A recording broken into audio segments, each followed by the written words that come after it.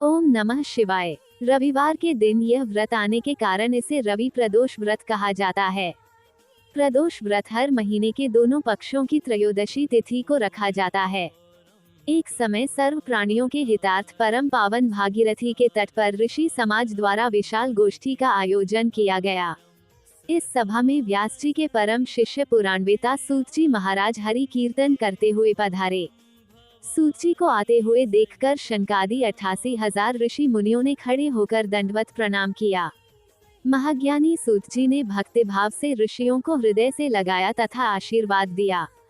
विद्वान ऋषिगण और सब शिष्य आसनों पर विराजमान हो गए। श्री सूत जी बोले, आप सभी शिव के परम भक्त हैं। आपकी भक्ति को देखकर मैं व्रती मनुष्यों की कथा कहता हूँ, ध्यान से सुनो। शनकादि ऋषि ने पूछा, हे पूज्यवर महामते, कृपया ये बताने का कष्ट करें कि मंगलप्रद कष्ट निवारक ये व्रत सबसे पहले किसने किया और उसे क्या फल प्राप्त हुआ। रवि प्रदोष व्रत की कथा के अनुसार एक गांव में अति दीन ब्राह्मण निवास करता था। उसकी साध्वी स्त्री प्रदोष व्रत किया करती थी। उसे एक ही पुत्र रत्न था। एक समय की बात है, वह पुत्र गंगा स्नान करने के लिए गया।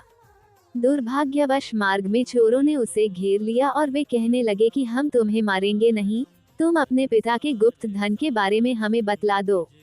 बालक दीन भाव से कहने लगा कि बंधुओं, हम अत्यंत दुखी दीन हैं, हमारे पास धन कहाँ है। तब चोरों ने कहा कि तेरे इस पोटली में क्या बंधा है। बालक ने निःसंकोच कहा कि मेरी माँ ने मेरे लिए रोटियां दी हैं। ये सुनकर चोरों ने अपने साथियों से कहा कि साथियों, ये बहुत ही दीन दुखी मनुष्य है, अतः हम किसी और को लूटेंगे। इतना कहकर चोरों ने उस बालक को जाने दिया। बालक वहां से चलते हुए एक नगर में पहुंचा। नगर के पास एक बरगद का पेड़ था। वह बालक उसी बरगद के वृक्ष की छाया में सो गया। उसी समय उस नगर के सिपाही चोरों को खोजते हुए उस बरगद के वृक्ष के पास पहुंचे और बालक को चोर समझकर बंदी बना राजा के पास ले गए। राजा ने उसे कारावास में बंद करने का आदेश दिया। ब्राह्मणी का लड़का जब घर नहीं लौटा, तब उसे अपने पुत्र की बड़ी चिंता हुई। अगले दिन प्रदोष व्रत था। ब्राह्मणी ने प्रदोष व्रत किया और भगवान शंकर से मन ही मन अपने पुत्र की कुशलता की प्रार्थना करने लगी।